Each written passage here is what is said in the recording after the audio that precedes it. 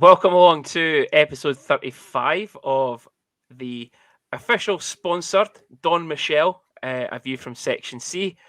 Larzo, before we kick off, for those watching this on YouTube, you need to go and listen to the start of the podcast and the intro that Mr. Kyle Haas has just given us. It might be the longest intro we've ever had. It sort of went, Kyle, we've been sponsored by Don Michelle. Could you say a few words? Yes. I think he's wrote a fucking novel. I know. And he actually came back in the message to me saying, listen, it's one take for me. That's all it takes. It's one take, unrehearsed. And that's what we've ended up with. So we're going to run with it for this week. Absolutely tremendous. A big shout out to Hassy. He will do absolutely anything for this club still. But just apologies for the nearly 1 minute intro this week. I've had to 45 minute podcast. 44 minutes was his introduction.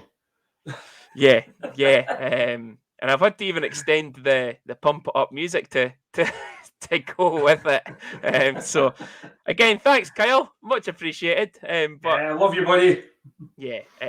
So it's a busy week for us. It's we've had games. We will get on to them. We've got a last minute guest, which I'm absolutely ecstatic about. But firstly, how's your week been? It's been okay. It's been okay. Probably spoiled by watching ice hockey at the weekend. And then possibly spoiled even more by watching it this weekend. Might well be spoiled watching it again this weekend. But busy as usual at work. That's it. It's work Monday to Friday. Look forward to the ice hockey at the weekend. Get pissed off watching the ice hockey at the weekend, and then it's back to work on Monday again. And it's exactly the same. Repeat. We'll come good. Yeah. Well, and speaking of good, our guest is a very good friend of ours. It's been a while since we've had a proper catch up with this guy. But Senior, what can you say about the accolades this guy's got? This is a big interview for us. Oh, definitely. As you say, it's been a while for we've spoke to this gentleman. We've known him for a long time. We've known his family as well, especially his old man. The only slight downside is they're fifers. But we will not hold that against him. We will not hold that against him. Great coach, knowledge of hockey is second to none, and deserves all the accolades he gets. And you'll now go and do the introduction, and we'll go through his coaching career, no doubt. So it is none other than the current Solway Sharks head coach and Team GB under-20s coach. It's Martin Grubb. Hello, aka gentlemen. Spud. AKA Spud. How are you doing, mate? Very good. I'm very happy to be here. It's been way too long since I've been able to talk to you boys and see your happy, smiling faces. It has. And my first question has to be, we've known each other a long time, but where did Spud come from? My recollection, it's been a long time, but my recollection is that, growing up, me, Scott Plews, Paul Wood, affectionately known in hockey circles as Bucket, Junior, Plews' brother, we used to kind of play street hockey and live really close, and we'd be in and out each other's houses for tea, as you do at that age, and it was something in chips, whatever again in chips. My mum had said, if you eat any more of them, you'll turn into a Spud, and it goes into the hockey dressing room and it doesn't get shaken, does it? So. Oh, that's tremendous. I've always wondered it, and I just thought, I'm asking it on this episode. We get the interview. I'm going to say, why? What's it with Spud? And there we go, chips. He got his nickname for his mum. That's right. But thank you very much for coming along. as say for us, this is a big show. We've had Team GB player and Robert Dowd, and now part of the coaching setup for Team GB. Absolutely delighted to have you on. We'll just start kind of at the beginning. Obviously, you were part of Solway as a player near enough all your days, and then you went into being a player coach. That's where your first kind of coaching kicked in. Believe it or not, 1998. And I'm going to make you both feel a bit old here. And I was only 7-year-old at that point. So just, how was it for you transitioning into that coaching role? Was it difficult being a player coach? No, I think the thing is I'd obviously moved for Fife. Went and played, it was British Division 1. The Dumfries team was the Vikings at the time. It was meant to be a year on loan for the Flyers, which turned into 4 or 5 years, I think it was. Unfortunately, we went bankrupt. And I'd been doing some work with the kids as part of my job down there. And it was, I guess it was Scottish Division 1 SNL as we know it now. So they'd asked me if I'd be happy to stay there and play. And if I'm honest, I enjoyed it. I enjoyed where I was. So I thought, what the heck, I'm going to see how it goes. Got asked if that summer, would you stay and actually be the player coach? So I thought, I've been working with the coaches, I've been working with kids, I've played under some really good guys, so I'll give it a bash. And I really enjoyed it. Straight away, really enjoyed it. I guess the biggest problem was every special team situation, especially in the power play. I was keeping myself on the ice and getting to the point where I'm like, I'm not coming off here. This is a power play. There's points for me. And maybe some of the players got a wee bit aggrieved at that, but I think I was lucky, if I'm honest, because the club there at the time, they allowed me to bring a few guys with me. My first signing was my brother, so that I made sure I had solid goaltending at that level. Richie Lamb, who was one of my teammates in Dumfries, but obviously a Murrayfield Racers guy for most of his days. Richie came down, Johnny Ballantyne came down with him for there, so I was able to add a couple of guys, I guess a couple of imports to Dumfries, if you like, where they were outside the area, and it helped me. So it was real fun. We had a really good team. Then you bring in some of the local guys. The likes of Bobby Chalmers coming through was fantastic for us. And we had Churchy, who I know you guys are friends with Churchy, and he played in Dundee. And Churchy's a character, as we know. So he helped that young team, and he helped me as a teammate and as a new coach. And after that first year, I brought Stuart Wilson, who Stuart had been in Ayr for a long time. So he came as a bench coach, and that was probably the best thing I'd done for that short term, because it stopped me getting carried away and staying on the ice too much and kind of forgetting that there was maybe a full team. So Stuart took care of that, and we worked really well together. And thankfully we're still friends to this day as well. So it was definitely fun. And I'm still here now, I suppose. Yeah, still there.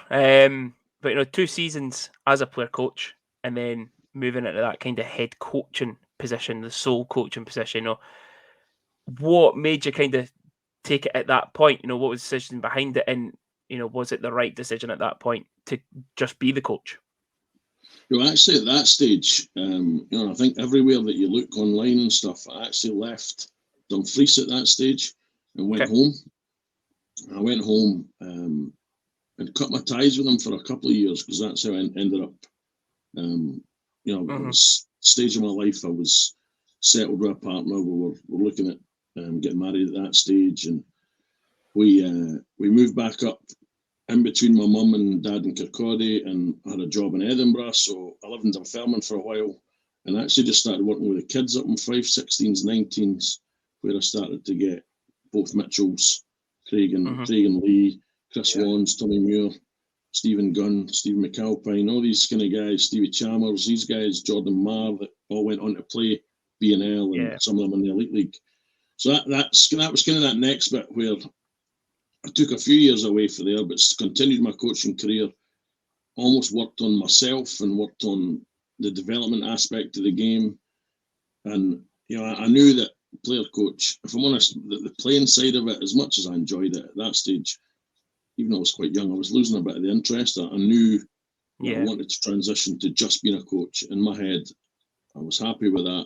But I knew I had to learn went back again, as I say, into Kirkcaldy and worked with some really good coaches that I'd played under as a young guy as well. So just learnt a little bit more, and then the next step was then Doots and the Flyers kind of, I guess we want to call it, demise at that stage, where everyone felt a bit in the B&L. So then things took a different turn for them. Yeah. That demise was a killer. But that's some set of boys that you've mentioned there, Spud, that you've worked with, the Mitchell brothers, Stephen McAlpine, Stevie Gunn, Tommy, Wandsy. You've got to look at these guys. That's some amount of talent that comes out of Fife, isn't it? 100%. I mean, I think if I'm honest, Scotland in general doesn't get the credit it deserves. Because, I mean, I guess at the same time, when you look across the bridge to you guys, you had Sam McCluskey coming through. I mean, you've had JD around for a long time. Yeah. You know, and the games then at that stage become really competitive. And again, even after that, there was still Scott McKenzie, there was Craig Arthur, Billy, as we all know him. And there was more and more coming through for Scotland that was... But it was fun to work with for me. Adam Walker again was another one, and I'm probably missing some guys that no doubt will chirp me somewhere. But I think the best thing for me is, as a young guy who had not long finished playing, but was determined to give them the best possible opportunity to succeed, and knowing that, I was still watching my brother. He was playing in Fife for the B&L with the Flyers at that stage, as I was doing that, and it allowed me to stay abreast of what was going on at the kind of higher levels, but showing these guys what it takes to get to that level. And they were obviously they were great guys, but they were great hockey players as well. So, definitely it's a good list. Yeah, I'll never forget that very first ever Fife away game I went to as a Stars fan. We're on the bus, supporters bus, and I was drawing your brother as first goal scorer. I was absolutely livid. I'm like, I've drawn the backup goalie right now. So I'll never forget that. I've seen him play out for us when he was with the Sharks against Aberdeen. And even if he'd played out, you would have had no chance as well. So he fancied himself as a player, but he spent more time in the penalty box. But yeah, going to Fife and spending that time with Doots.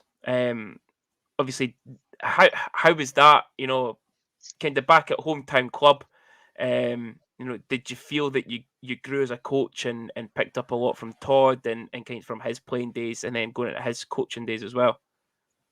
Yeah, definitely. I think I was actually in my dad's, and obviously my dad had worked with the Flyers at that stage, so Doots and the rest of the imports were all pretty close to him, and they'd come over, and my dad had given me a shout saying, Todd wants to talk to you. Obviously, the juniors and Tommy Muir at that stage, senior, had asked him to stay with what had been the Kestrels going into the Flyers, so he was looking for a bit of support, and he knew I was home, so we had a really good chat, and then we ended up having a really good relationship where we would speak to each other pretty much every day. I would run some of the practices, especially that first year when Todd couldn't play. But so he was probably training harder at that stage than he did even in the B&L, because he wanted to stay in shape. He was hoping for that chance to play at some point if the rules changed. So he was doing a lot of skating at that stage. So I was taking a lot of the practices. But even just watching the way him, I have to say, Derek King, Stephen King, John Haig, they kind of guys.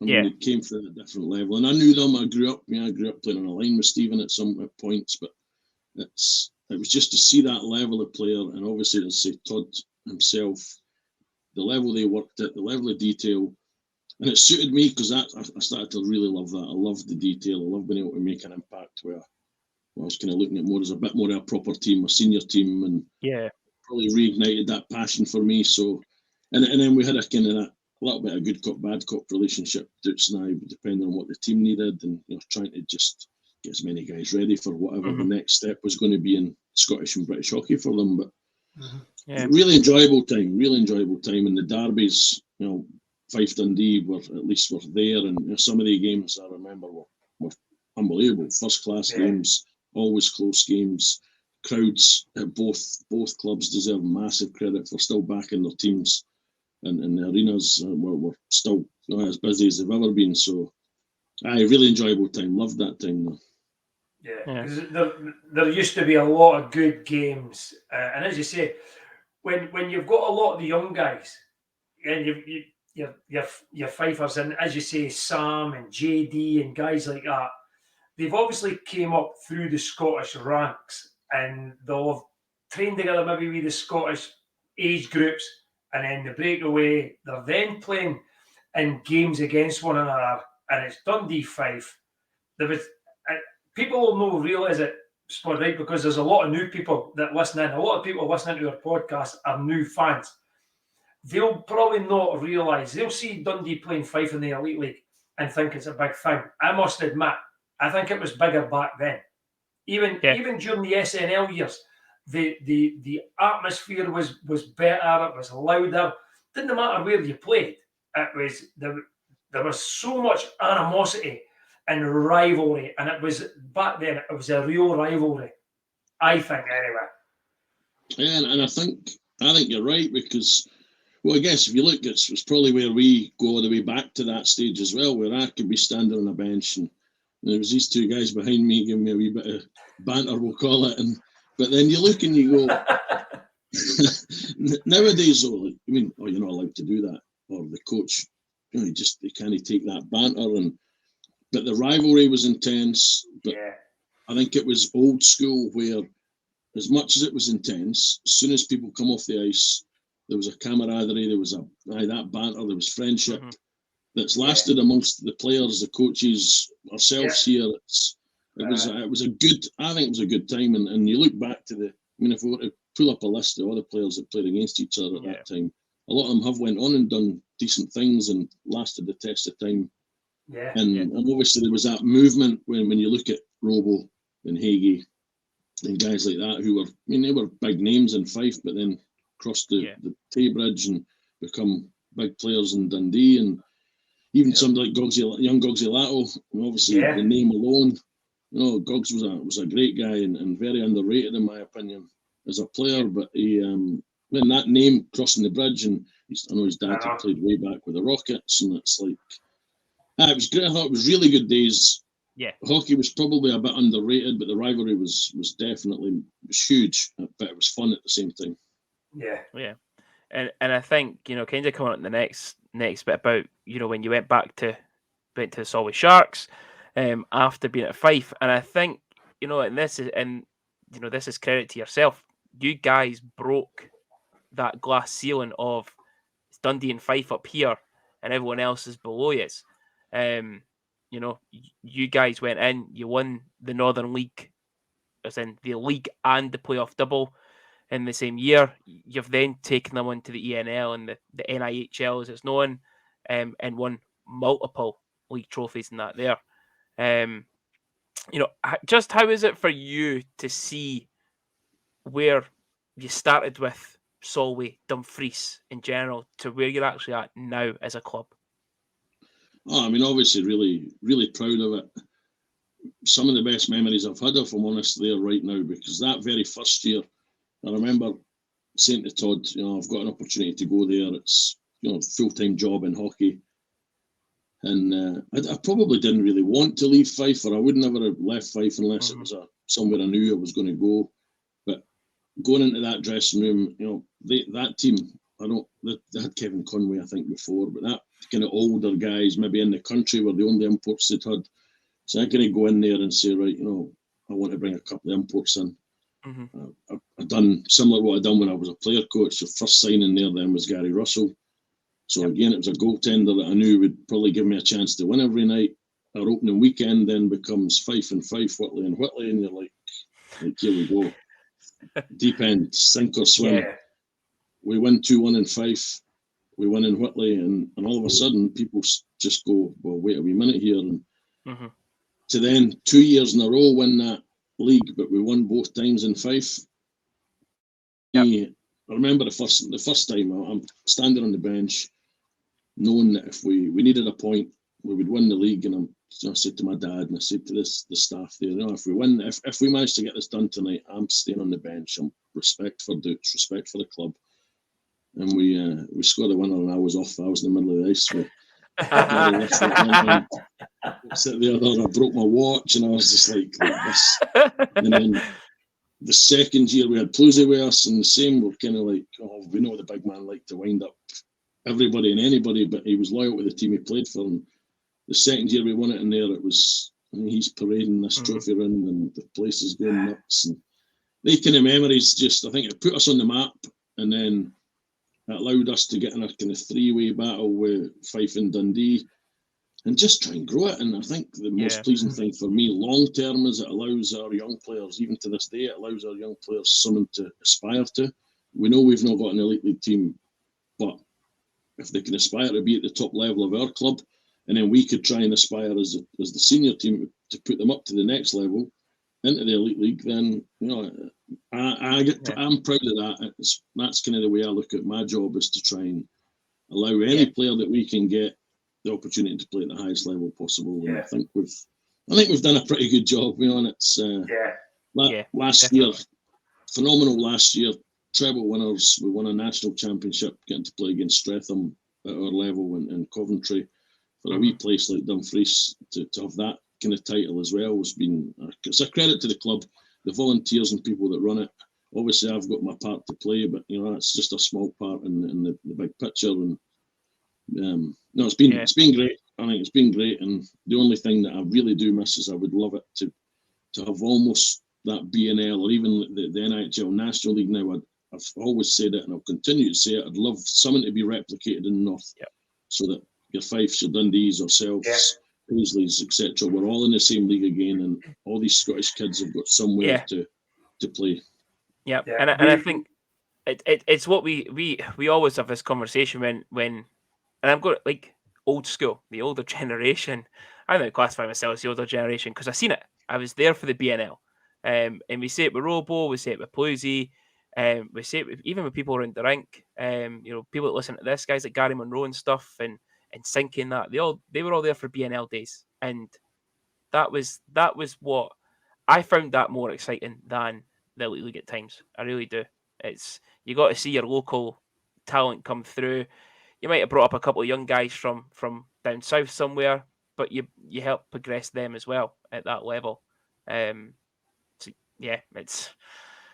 always try and preach it, but it's. I think nowadays we the Elite League, and God, I can't even remember how many imports we meant to have. I think it's something like 13 or 14 imports. 14 imports, but you could only dress 19 players or something like that. That leaves you 5 spots for Brits. You go back to the BNL, and correct me if I'm wrong, Spud, it was 8 imports, and then the rest of your bench were Brits. But if you only had 7 Brits, you were only able to dress 7 imports, I think they had to match up 1 for 1. You could have more Brits than imports, but you couldn't have more imports than Brits.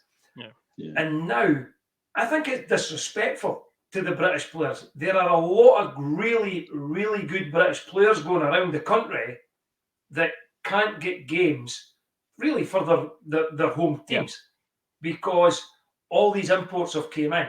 You level it out again, to me, and Robo will back on this, get it back to BNL import quotas, and what you'll find is your John Dolans, your Sam McCluskeys, your Stephen Guns, your Stephen McAlpines will all start coming through again. And it really, for me, it certainly helps the British game. I think it's disrespectful when all these Brits come in and you're left with 5 slots. Here, Robo's young lad, Cali, never done anything wrong at Dundee last season. Never put a foot wrong. He's now in Bristol. I think I'd seen it's his birthday today, and I'd noticed that someone like, is it 10 points in 13 games or something? It's something like that. It's near enough a point a game. And that's no Mickey Mouse League he's playing in. No, I think that's the thing, that these guys need to go south, if you like, now. I mean, there's Jamo. Jamo's just left the Flyers set up for whatever reason. Obviously, I'm not privy to that, but he's then flying into Bristol and playing a bit of two-way with the Kestrels. Callie, as you say, is had a fantastic year so far. You've got Tyler and Rennie Marr down there that, they're in a great setup in Swindon. And I think it's, the Elite League for me, it's, if the quality of import, like in any level, it's not having a go at the Elite League, it's not having a go at saying that the past is better, but I think it's about the balance. You're right, the balance that we've got needs to be there, and the quality needs to be there, so that if you are bringing in 10 imports, 8 imports, whatever, it has to be a quality import, but a good person. Even at our level, we're allowed to. But what we always say is, I'm not going to bring a guy in just for the sake of it. If he's not any better, both as a hockey player, but if he's also going to help our younger guys and add some value and buy into the community. I mean, back in that B&L day, and even way back to the Heineken days, these imports, they would always add some value to the community as well. They'd be quite happy to interact with the fans. They'd be quite happy to go out and do whatever sponsor events. They would also have to help the British players because they needed the Brits to play. And then the Brits come through. So it's difficult. It's difficult to watch. I know as a coach who's had a lot of these younger guys that are fighting for jobs in that league now and seen a lot of them not being able to get at. It's difficult to watch because you know what they can do. They need a chance to prove it. But the way the league is just now, it's wins and it's bums on seats. So there's not a lot of patience for the young guys. Yeah. You mentioned the name there, Kevin Conway. His young lad's a decent player. He's also a wee dick. I was going to say, maybe there'll be two sides to Scott here certainly on this one, ain't there? There's the player, definitely a good hockey player. I've seen the tweet that came out after the Stars were in Dundee, and you look and go, there's going to be people. I personally don't know Scott, so can't really comment on how he is as a person. He's a good hockey player. He's one thing he's got for his old man, he's a top player. I mean, the old man, he knew where the net was, and he was certainly very, very good offensive player. And Scott seems to have picked it up. And I guess it's like the Pelini boys are the same. They've picked it up for their dad and some of these guys. It's nice to see the names coming in, but I know there's a bit of animosity with it. I'll leave it there. But speaking of your young British guys, especially many local Scottish guys and stuff. This is, I've just realised this when I was doing the little kind of questions beforehand. This is now your 10th year as part of the GB setup. 2012, 2013 was your assistant coach for the GB Under-18s, and then going into that head coach role at GB Under-18s, working with guys that you've mentioned already, the Scottish guys, some of the English guys coming through, players like Liam Kirk as well. Just how different is it for you as a coach when you're with the country and you only get them for that short period of time, as opposed to training with your guys 2-3 nights a week? Yeah, there's a huge difference, and it actually becomes really frustrating sometimes going back again, because when you go to their national team camps, I guess it's considered the best of the best. You've got them all in the one team. They're obviously all desperate and they're fighting to make that team in the kind of training camp stage before you actually get away. And then some nights you're maybe driving up the road and you're going to your own practice, and through no fault with some guys, they're maybe working, or there's half a team there, and you're kind of going, well, I kind of want to be with this group. So there's a frustration element to it. But the one thing that I could say is, through the years, I mean, we have some huge talent. It's just unfortunate that they're spread all over the world a lot of the time. Yeah. And you don't actually, I think what people don't understand, as much as, of course, we go every tournament and you're trying to win a gold medal every time you go there. And we have had some teams that, maybe we've overachieved and sometimes we've maybe underachieved, but you don't actually get your full team on the ice till the day that you arrive in whatever country you're in. Like this year, we're going to go to Lithuania, and we won't see our full team until we arrive at the airport, because some guys are in America, some guys in Canada, some guys are in Europe. Obviously, there's the guys in Britain you see a little bit more. I mean, we had times where Kirky, the majority of the time, was in the UK, but so you'd see a lot of him. But when he did go to Peterborough, you you would only see him at the tournament. Sam Duggan was in Sweden. And give Dougie his due, he was another one. He was always here and was fantastic for it. But you would get that. The year, my very first year, again, a Dundee connection. Cowney was in that team. Yep. And as well, again, one of our top end guys. But his line mate at that stage, it was Bobby Chamberlain. So you had Hookie and Cowney playing together, but then Bobby came in. He was playing in America that year, so you kind of don't get that chemistry. Yeah. So you probably get 3 or 4 practices, and then you're expected to go try and win a tournament, and it's difficult, but it's also hugely challenging and but a lot of fun, because you're working with some unbelievable hockey players, and it's just trying to get them the detail of how your team's going to play, what your systems are going to look like, and probably the biggest challenge, especially now with the Elite League, I suppose, with the amount of Brits. If you look at a guy like Jack Hopkins, for example, super talented, but he'll play power. He'll probably play power play and penalty kill, or at least power play with the skill set he's got in this team. But he's not going to have that during the year because he's going to be playing on a fourth line. And I understand the role, and it's good for him. But so you've got that element of who's trying to pick a team that who can round holes, round pegs type thing. Everybody's got their opinion, as always. You've got to have that thick skin of, but you're trying to build a team of who can do what role based on where they are. But I wouldn't change it for anything, because you're representing your country. You're working with the best players that you see in that country, and then again, it's that element of pride, because when you see them go on to further their career and better things, it's just that little bit of saying, I might not have done a lot, but I know that kid. I've been with that kid. And, it's nice. It's nice to see that, but it's definitely challenging when you're not really getting to see them very often. I'd love to see them. Well, I personally would love to see. Again, you could have done it in a BNL type scenario, but if you use that National League, I think they should put the GB20s in the National League until Christmas. Then we go away, and then you put the 18s in for Christmas to March, and then they're going away to their tournament, and they're getting a chance to play, and you get to see them a lot more, and the coaches. But again, that's just it's a thought of mine and an idea of mine, as opposed to anything else. But there's some good. The best thing is, it still proves that no matter what, we've got, whether it be 16s, 18s, 20s now, we've got a lot of good hockey players, and there's a lot of opportunity for them. And hopefully they'll get an opportunity at senior and pro level as the years go by. Yeah. So obviously you moved up from under 18s to under 20s, and one guy you do get to see all the time is one of our own, and Johnny McBean. Stars fans will also be listening to this, looking to kind of get like a little loan report sort of thing. How much of an improvement? We've saw Johnny for years. He's roller hockey, playing with the Comets the last couple of years. How much of a difference have you saw in him in terms of going down to yourselves, and then also kind of playing up and training with the Elite League when he can? The kid's super talented, unbelievably talented, and for our level, the biggest change you see is when he works with the Stars every day.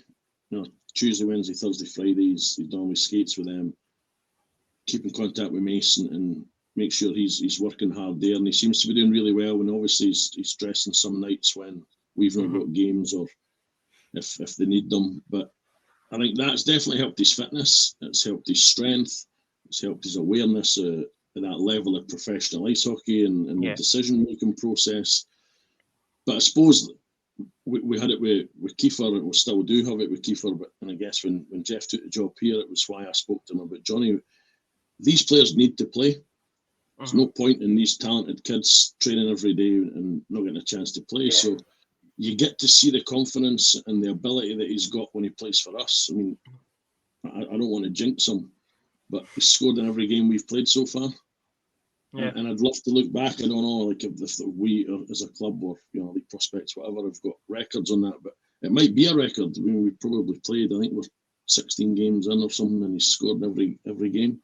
Yeah, it's phenomenal so far, because he gets to use his. I mean, the hands they're unbelievable. Yeah.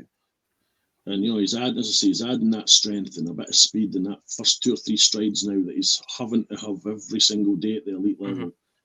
But getting to play with some freedom for us as well as being held accountable for some detail, because obviously he's not coming to us and getting away with whatever he wants, but he's getting to put that into a game situation.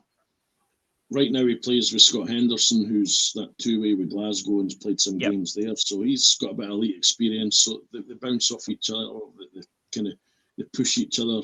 But he's been really, really good for us. I cannot say a bad word about him. Obviously, he's now not only then getting to that elite level, but we've seen enough between working with the Stars and ourselves to take that punt on him in the GB setup. And it's a credit to him that he's never represented Great Britain, I don't think, before. So he's going to go and step straight into an under-20 World Championship because of the skill, because of the work rate, because of the application now. And it's just really nice to see. My only thing, the only, I guess, downside, and again, it's not a dig at anybody, especially Jeff, but or the Elite League, but unfortunately, when these guys, we've seen it in the past with somebody like Kieran Brown, Alex Graham's probably going through it at the moment. Johnny's a skilled guy. Like for me, he's the closest I've seen.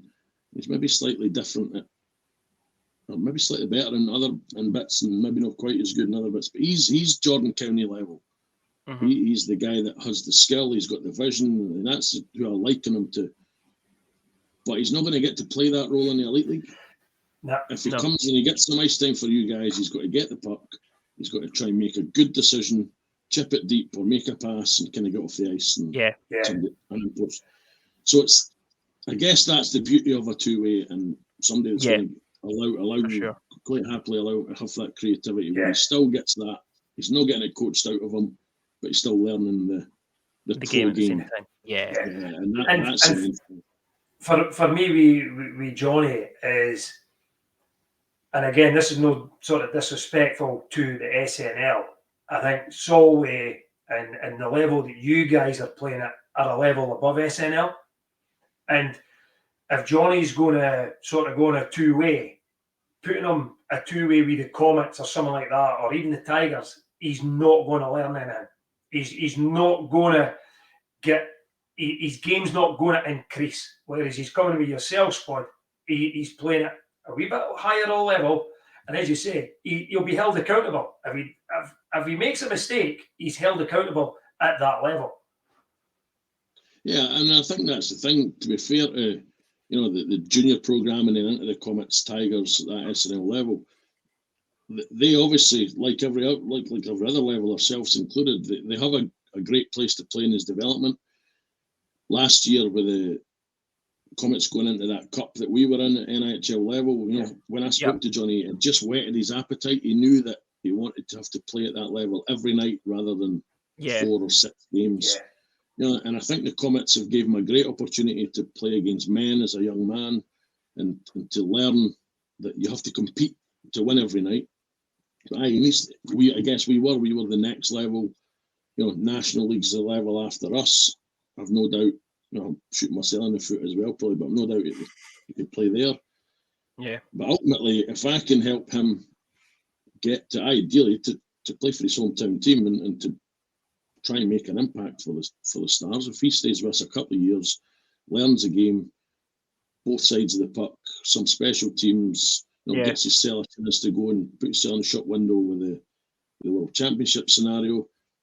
For me, Dundee then get a more rounded hockey player that could probably go straight into the lineup, as opposed to potentially bringing somebody in, paying housing, maybe probably paying more on a budget side of things. If we say we've done it with not so much Mac, but certainly with Kel Beattie. If that's the same with the Belfast scenario, if they save themselves some money, the local fans in Dundee, the local fans in Belfast get to see one of their own. They buy into that. The kid gets an opportunity to play at the highest level for his hometown, and everybody wins. And we'll continue to do that. We've obviously done it with Stenton. It's not so much his hometown in Glasgow, but that's our job. And Johnny's the next one that, if I can help and our club can help along with getting in Dundee, I think he's got a real chance. I really do think he's got a real chance. Good. Yeah. Well, I think I'm out. I think I've got through everything. obviously from us. I'm just disappointed that we've no heard any stories about Bluesy or Churchy, Barry McKenzie, all these guys that have played at Dundee. We've not had any random stories. I don't know. Certainly Barry's he's a bit younger. I coach Barry as opposed to playing with Barry, so you just got to try and get through the hair underneath his equipment. And he's like a bit of a Wookiee. He was on as a Wookiee, a bit of Chewbacca and Baz. That is the next chirp of the Fife game. Next chirp at a Fife game. Wookiee. The Wookiee. Churchy and Bluesy, there's stories galore, but I'm not sure if we were ever sober enough to remember them. That's the only thing. We did. The one thing I'll say about they two together is probably a better story, where Churchy phones me, I'm in Dumfries, he phones me and says, do you want to come to Castlereagh, to Dundonald, Belfast, whatever, with Telford? And I was like, all right, okay, so a few guys are going. We get Bluesy, so me and Bluesy, my current assistant coach Jamie Thompson came, and another younger guy at the time, Craig Johnson. So we were getting picked up in Dumfries. Big Pally's on the bus. He's in Telford at the time. Bluesy comes to me on a Friday night. We go out. We drink till the club shuts. We get on the bus at 5 o'clock in the morning, thinking we'd nothing better to do than get a sleep and then be able to play that night. Of course, we get on the bus. Pally's sitting straddled right across the back seat.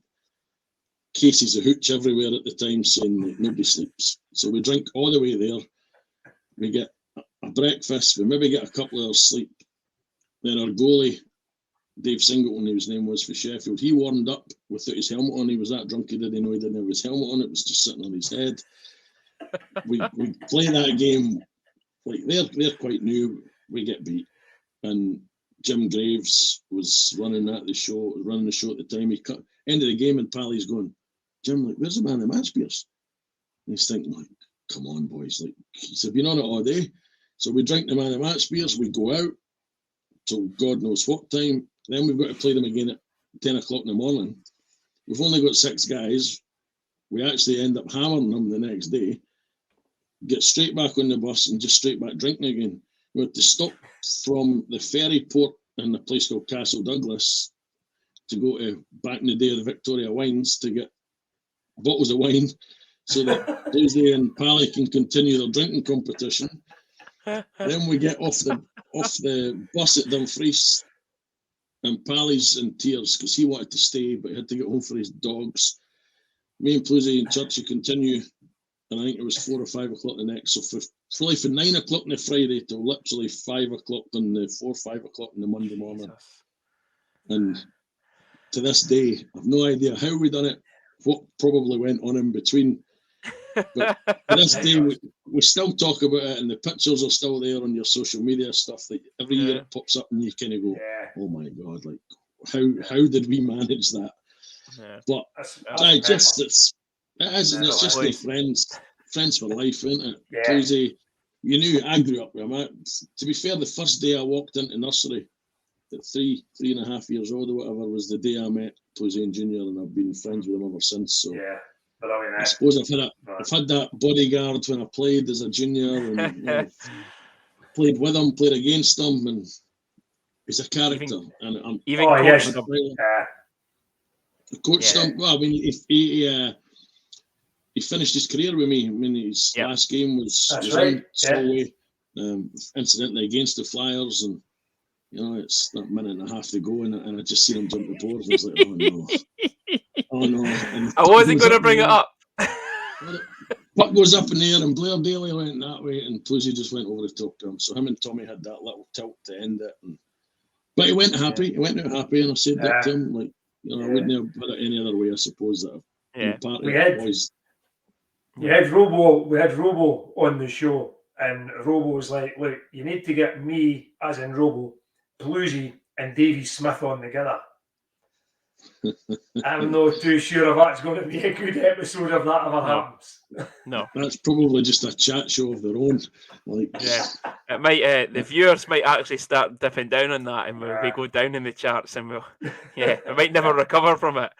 It would definitely scare a few people, that's for sure. But I guess some people's sides would be hurting by the end of it, because the three of them together, and the stories they've got, and I mean, three not only great players but great people, and you would certainly get a right good laugh then. But I'm not sure the current hockey wouldn't get a good name for the three boys either. So someone tells me I would agree with you on that. Yes. But no. Just want to thank you again for your time, Spud. We both wish you all the best in Lithuania. Hopefully, you come home with some silverware of some sort. Hopefully, it's not silver. Hopefully, it's gold. Hopefully. But yeah, all the best. We'll maybe get you on, and after you win it and the gold, maybe get a couple of gold medal show on.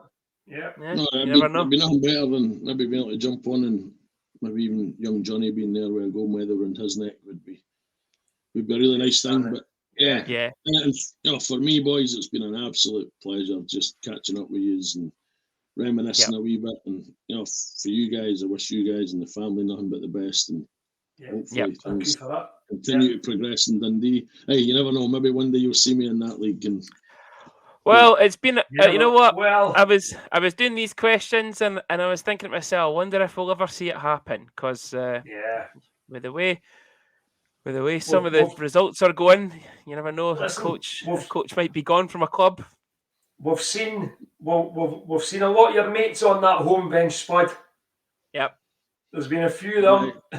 I'm not sure I could go on that away bench, though, because you two have got too much on me now, especially no anymore. Like you said earlier, hockey's changing. I got into trouble for calling Connolly a rat one week. It wasn't it wasn't acceptable language, calling someone a rat. So nothing is said from either of us now. Well, I'd maybe have to chirp you then if I'm supposed to shut unless it's unless your name's Scott Conway. But no, I appreciate you coming on. I appreciate your time. Good luck at the World Championships, and also good luck for the rest of your season. For the rest of the season, and remember, for your members, say hello to your old man. Will do. Thank you very much, and really appreciate it, boys. Had a great time. Right. Cheers, Spud. Thanks, Spud. All the best. Thank you. All right. Cheers. See ya. Bye-bye. So, Spud Grubb. Spud Grubb. As I said, we had our GB international player on, now GB hockey coach on. But let's... Yeah, Junior, we didn't muck about, did we? So no mucking about then. Let's get straight into it. A quick review of last weekend. So how's that? It was the Halloween edition game. Beautiful tops created by a certain Miss Steph Boyle. Absolutely tremendous tops. Yeah. But it was an absolute horror show on the ice. So a second to go in the first period, 1959, Sam Markland with the goal. Jordan Klimek. Yeah, remember, God, don't bring it up. Sam Markland was the first guy that scored the goal that allowed us to kick off our competition. Yes. Contrary to what everyone says, it's not my fault. Okay, it was my sister, right? It's not my fault. All right. Yeah. Jordan Klimek, 28-40 on the power play. Sam Markland with his second at 30-11. 33 seconds into the third period, a power play goal by Daniel Tedesco. And then Brett Ferguson wrapped up at 53-17 to give Guildford a 5-0 victory at the Dundee Ice Arena. Now, first thing I'm going to point out here, Larzo, is the attendance. 1,344. 41, sorry. It was never that in a million years. It was never that in a million years. It certainly didn't look like that to me, The rink was empty. It was a quiet one, but it was.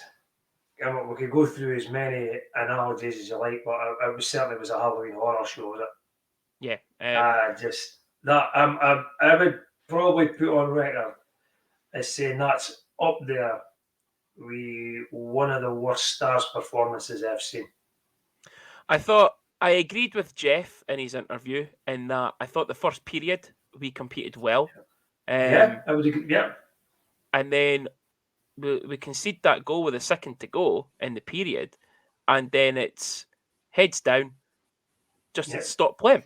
We just looked like we stopped playing. Players genuinely just looked like they didn't care. Yeah, it was, and the goal came from a mistake. We had the puck. Yeah, again. Just play it around the board. Just let the clock run out. Yeah.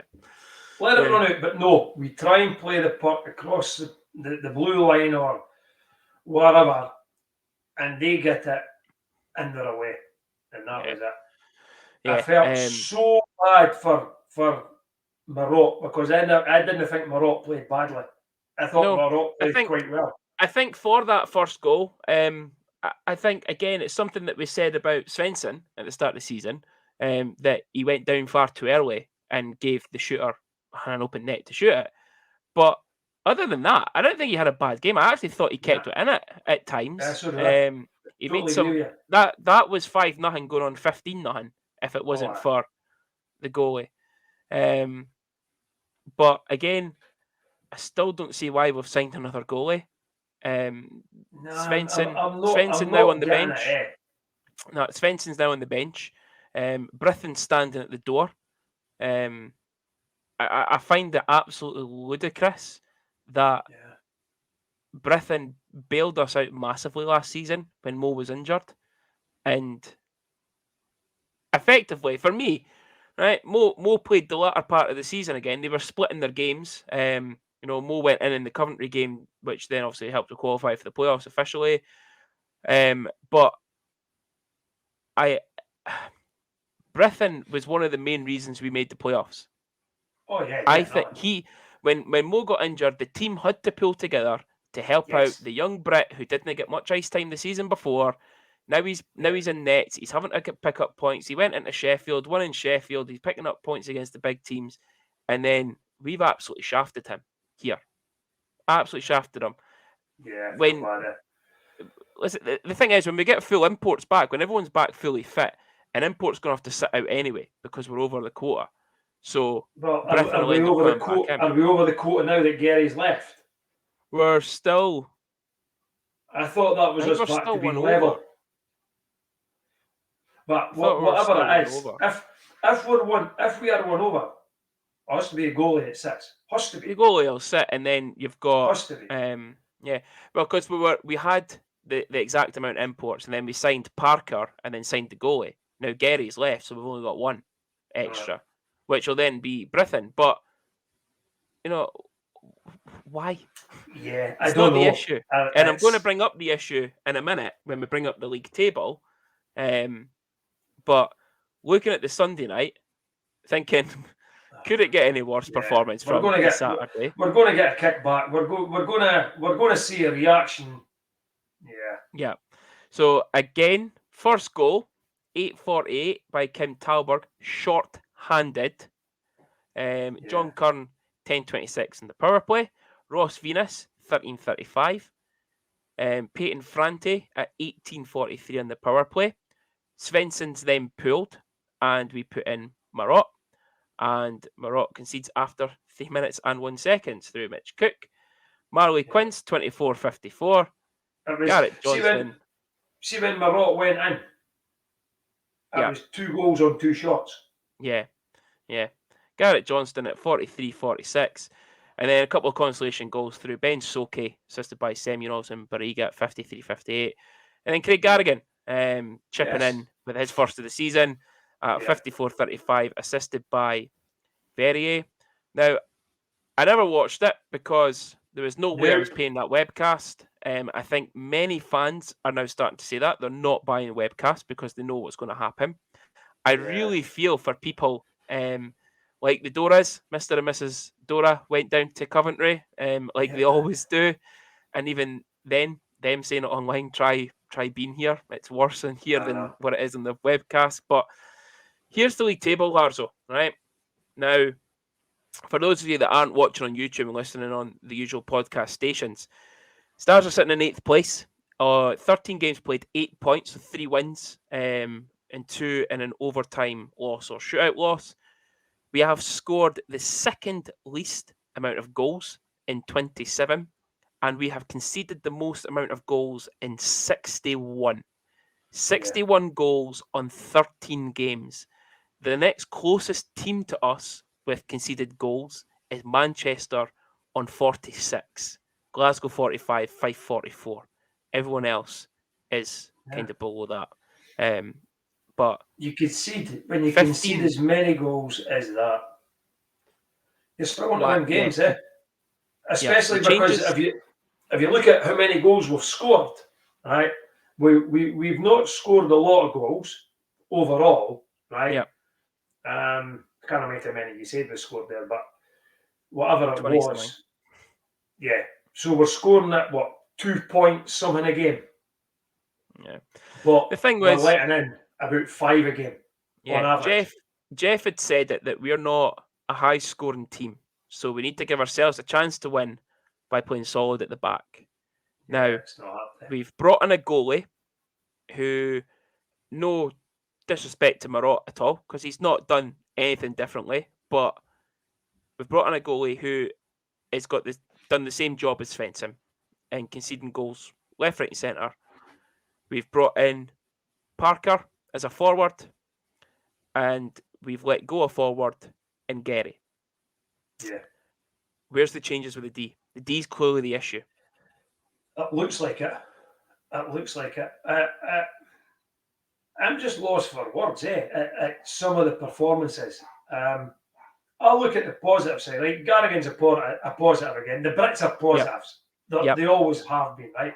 Yep. And the guy that I feel bad for at the moment is Ben Soke, because he seems to turn up.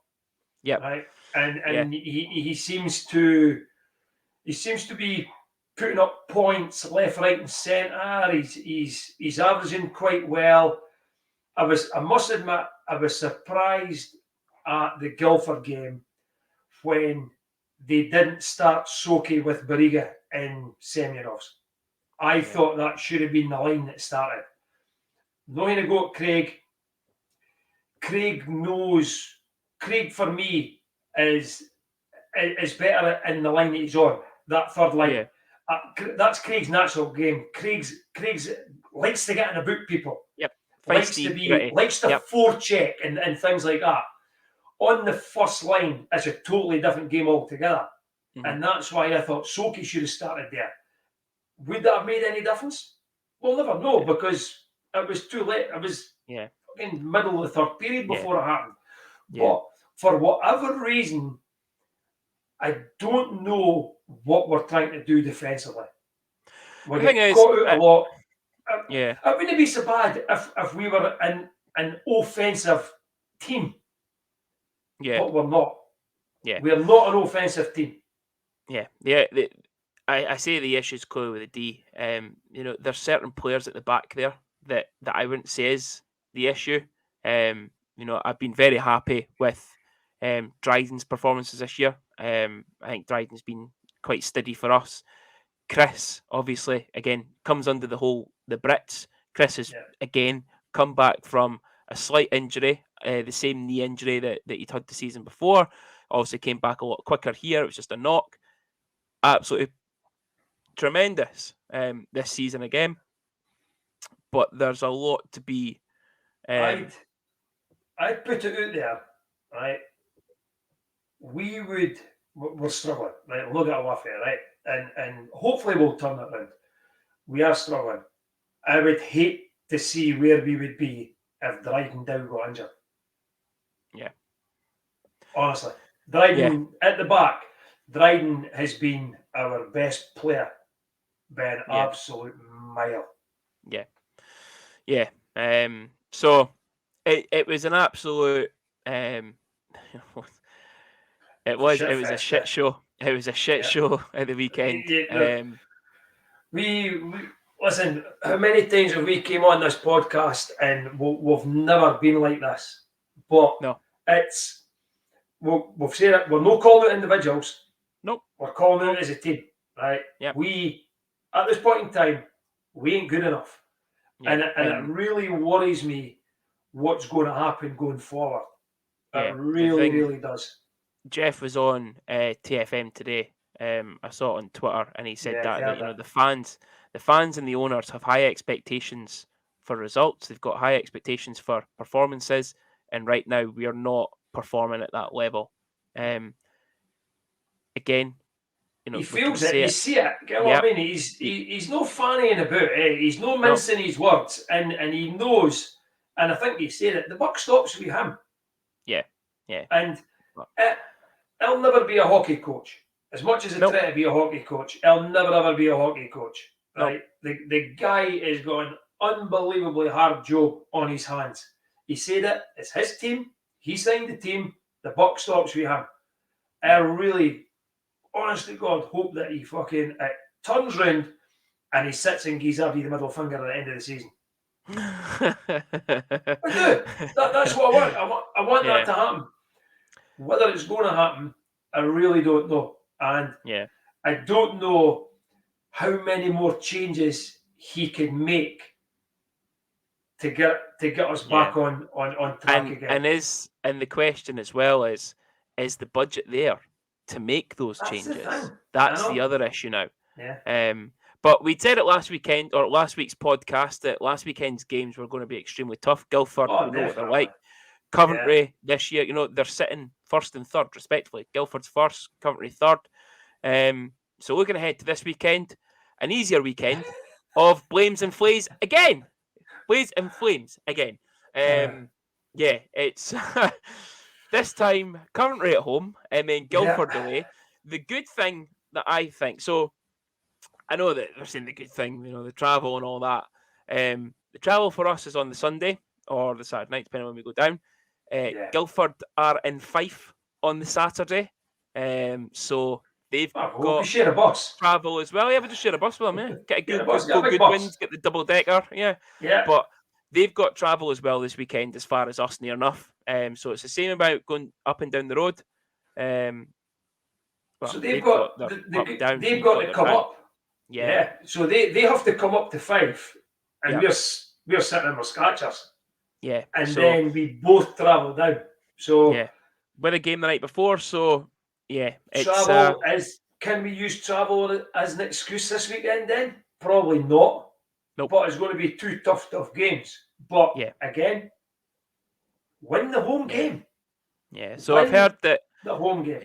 Heard that Sonch is back on the ice. I don't know if it's full contact or not, but he is back on the ice. Same with Colin Joe. Obviously, Colin Joe was in the warm-up on Saturday.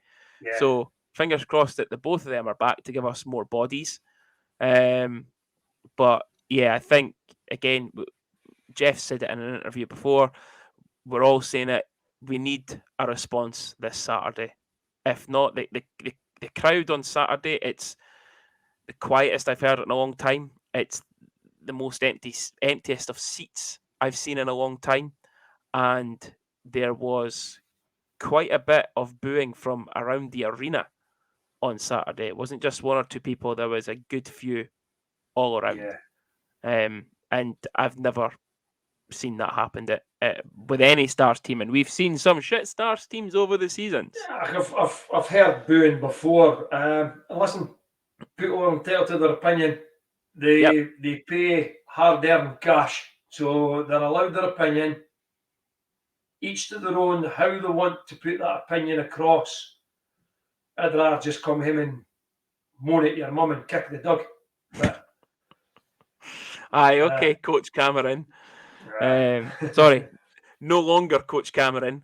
But I think, again, this could be quite strongly could be another 0-point weekend.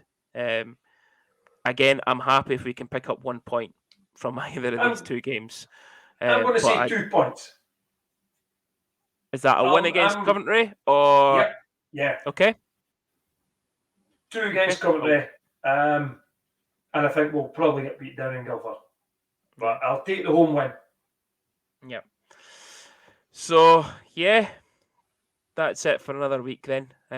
Hopefully, we're sitting here a little bit more happier next week. I've still been raging about last weekend all week. I'm the same. But disillusioned with it a little bit. Yes, that's probably the right words. But yeah, but never mind. But yeah, that's another episode of the Don Michel sponsored View from Section C. Yep, a little bit of free publicity in there with the t-shirt as well for the 51 Club for Mr. McGiffin as well. Also, remember, it's November. Yes. Yep, I'm booked in with Cam next week. Get a haircut and that. Twat. I know, yeah. Oh, aye. Yeah. So, but Don Michel. Oh yeah. Sponsor. Yeah. November. Yep. Yes. Yep. The whole of the month of November. 20% off if you mention a View from Section C podcast to whoever's taking your order, basically. Yeah. So yeah, but yeah, another episode done. Again, another great guest for us. Absolutely loved that. I thought it was brilliant with Spud. Drop us a little message on our social pages on who you'd like to try and see next on A View from Section C. Obviously, that'd be good. It'd be interesting. It'd be interesting to see who the listeners want as a guest and see what you. But listen, you got to be realistic. Don't be daft. Right? Yes. We'll not get Scott Conway on. Right? But that's never happening. He will never come on to the podcast. He might. You never know. He might. Yeah. But obviously it can't be current players. Can't be any current players. Nope. It has to be former players. Yeah. Anyone else in the league, we can always pitch it out there, especially any wee Dowdy's pals, because obviously Senior is best friends with Robert Dowd. Did you get a message back from Diggers? Nah. Like I said, he was going to check his emails. He never came back to us. But I thought he would have to after pumping with 5-0. I thought he'd been right on the podcast. I know. But yeah, hopefully, as I say, we're sitting here with better, cheerier, happier faces on, and we've got some form of win to have a chat about, and hopefully much better performances. But if I don't see you through a week, I'll see you through it window. All right. So have a good week. Have a good weekend. And we'll see you next week.